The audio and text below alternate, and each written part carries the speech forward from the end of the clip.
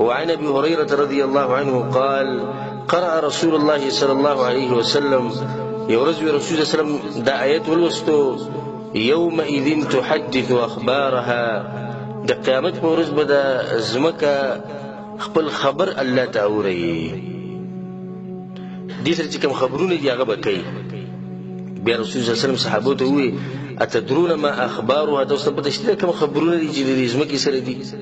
هغه ته الله ورسوله علم الله او الله رسول ته پته رسول الله ته پته نشي دا کوم خبرونه دي. رسول الله صلی الله علیه وسلم فإن أخبارها أن تشهد على كل عبد أو أمة بما عمل على ظهرها تقول عملت كذا وكذا في يوم كذا وكذا فهذه أخبارها. رواه الترمذي. رسول الله صلی الله علیه وسلم خبرونه دادي او غوږ د کولاو کوي چې د قیامت په ورځ به د ځمکه د هر سړي او د ښځې مبارک دا خبره کوي چې الله د پلاني په پلاني ټیم په پلاني ځکه پلاني ګناه کړې وه زه په دې باندې کوي ورکوم. بیا مال دې ځمکه وګوري که تاسو ګناونه کوي یوزه کوي خو دې ځمکه وګوري چې الله نه چې بیا د خبرونه نه اوري که ګناونه تاسو کوي او پرېږدئ یې نه چې نه موږ خو ګناه کوو نو بیا د هغې دپاره دې ځمکه وګوري چې خبرونه نه وایي ګواهي ورنه کړي نو بیا به د هغې دپاره دې ځمکه ګوري چې هغه ځمکه د الله نه وي نو دې ځمکه شتي څه دې ځای تاسو ته معلوم دي چې هغه د الله نه وي هلته د الله باچایي دی. په کوم ځای کې د ځمکې په کوم ګوټ باندې چې ته ګناه کوې دغه ځمکه به د حال وي. ځکه دا بعض علما دا کار مستحب ګڼي چې کله انسان لمونځ کوي 2 رکعات یې وکړو ځای بدل کړه بل ځای کې نور وکړه بیا به هغه بل ځای کې ولې چې دا ځمکه به قیامت پورې څه کوي دا به ګواهي ورکوي دا به دا ګواهي ورکوي چې الله د دې ځای کې لمونځ کړی په دې ځای کې لمونځ کړی په دې ځای کې درس کړی په دې ځای کې جهاد کړی په دې ځای کې صدقې ورکړي دي په دې ځای کې یو سړي ته نصیحت کړی او په دې ځای کې دا بندګي کړې او په دې کې دا بندګي کړې دا ټوله ځمکه به لګي کوم ځای کې چې دا بندګي کړې دا خبرې به کوي او چې ګناهونه دې کړي هغه به هم خبرې کوي.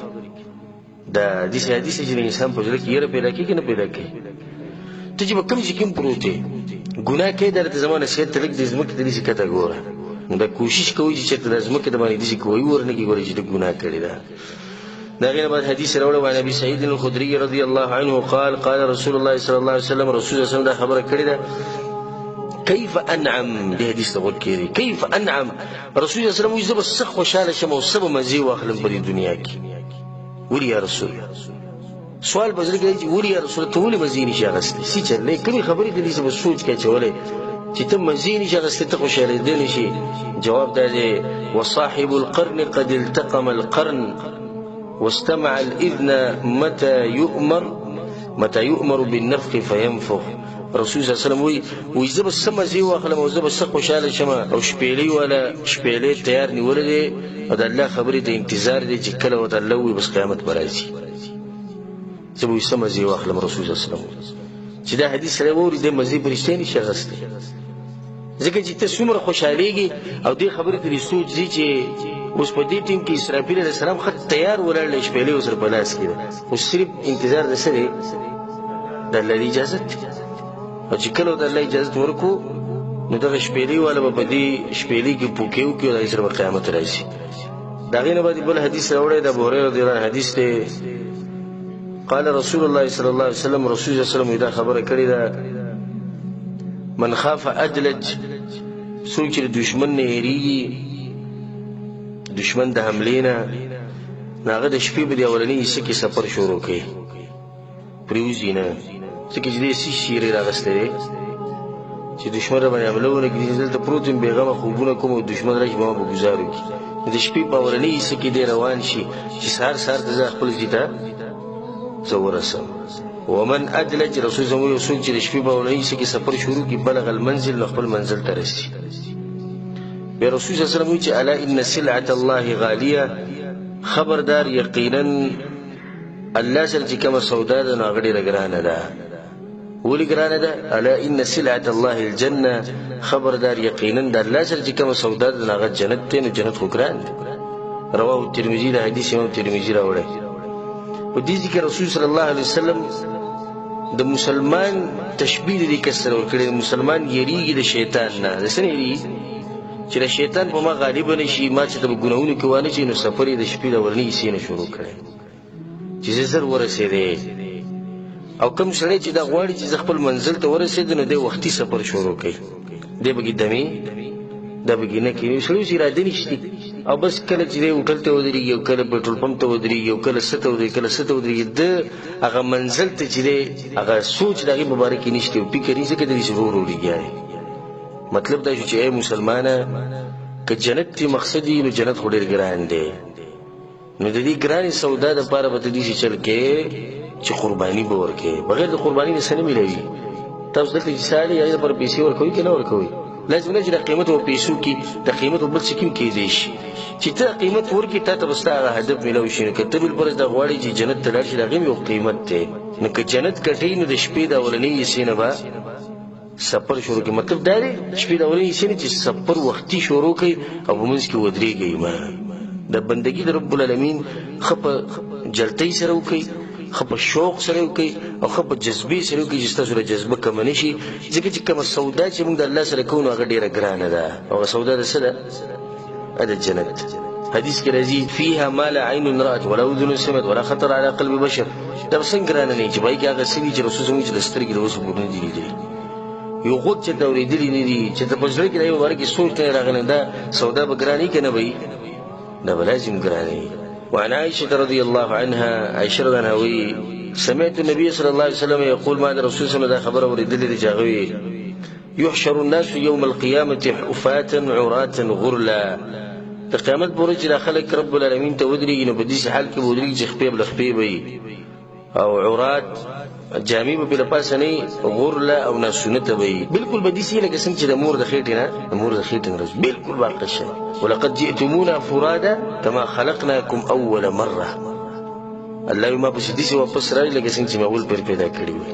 واقع شان رب العالمین ته ولاړ یو عالم دې خبرې ته سوچ کړی دی علماء الله ډېر اوچت دماغ ورکړي او څنګه به دا و دماغ اوچت نه ځکه چې قرآن او حدیث د الله خولي دې عالم دا خبره کړې او سوچ وکړي شو قیمتي خبره ده وی دا ماشوم چې پیدا شي د لاسونو دي سينوري همیشه د ماشوم د لاسونو سي د دې سي موټي وی مطلب دا دی چې لکه د اوس په دنیا ور روان دي یو ورسي دی چې د دنیا په ځبري موټو کې تب دې شرایي سم او چې مړ شي د لاسونو څنګه کولاو پرتی وې اس په کې نو په دنیا کې اسی مې د موټي درکړي او په اخر کې نتیجه سره وته خالی لاس پروتیس پکې نشته الله اکبر شو جوړه خبره چې مړ شو د غریب لاس دغه کولاو پروتو خبرې نشي کولای نور مونږ ته دا وی ویل شنو می خالی دي سره سره نشته دی دنیا ته چې څنګه راځي خالی نو دنیا به زم څنګه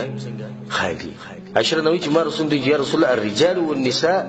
جميعا ينظر بعضهم الى بعض یا رسول الله خزر سره به زورل خو یو بل ته ګور دا شیر دنا رسول الله بیبیانی سوره پاکي زنانی سوره وچت سوچي دې سوچ چرته لاړ چې زنانه د خلیق یو بل ته ګور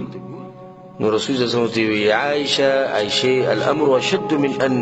يهمهم ذلك عائشه خبر باور ډیر زیات سخت ده سوق دې نه جوړیږي چاته وګوري بل حدیث کې راځي الامر اهم من ان ينظر بعضهم الى بعض خبر دغه ډیر غټه ده چې خلک یو بل ته وګوري متفق علیه حدیث امام بخاری او مسلم راوړ او سوچ په زمونږ دی چې اوس आवाज کېدو ولري ځکه حدیث کې راځي چې هر سړی به شي بر ګوري چې اوس د نمبر د اوس د نمبر او دې وخت براشي چې نمبر به راشي فلان ابن فلان پلانې د پلانې زوی یستعد للوقوف بین يدي الله الله وجرا دي شي مخته ګوري ګوري به هغه نمبر راشي رب العالمین سبو حساب کتاب نه بعد الله و د باز ګناونه رعایت کی د مؤمن ته هم الله جنتی د رعایت کی خو حساب کتاب وسرنه کې اصل و رعایت کی چې ګورزه د باندې رحم کوما پلانې ورځ د ګناه کړي و ما ته ویل چې مکه زه په دنیا کې د باندې پردا چور نن د باندې مچم جنت ته ځه نو دا خلک یو بل ته ویل پلانې زوینن وګټله ګټه دغه ته وایي او دا یو چې راشي الله سبحانه وتعالى حساب کتاب شروع کړي د بدن کې پیل شي نو الله به ملائکه ته وی راکاږي خذوه فغلوه په زنجیرونو کې واچوي دی ورکاږي پړ مخې او د خپې به بری سر به کتري جهنم ته ملائکه راکاږي او خلک وی پلاني ځوانن تباشو بلمونو تباشو دی همیشه پر الله غیب شو او جهنم ته را او د جنتی خوشاله چتله جنت الله اکبر او په دغه ورځ به د سخت حالاتي د دې ورځې یې په کار ده د سیلېجی چې په دغه ورځ د زناور خو د انسانانو نشاته ولاړ بیا به الله خوري کې ورست وي د زناور په سرونو چتې لګي چې نن به د انسانانو سره ګوره سکی دا وړه غټه ورځ ځکه دوی سره به حساب کې لګي د زناور به سرونه اوچتوي لګي په دا ورځ به زه هم ولاړ یم ته به هم ولاړ ټول به ولاړ زمونږ سره به هم حساب کېږي زمونږ به هم نمبر راځي نمبر چې راځي هغې دپاره به څه کې هغې دپاره به تیاری کې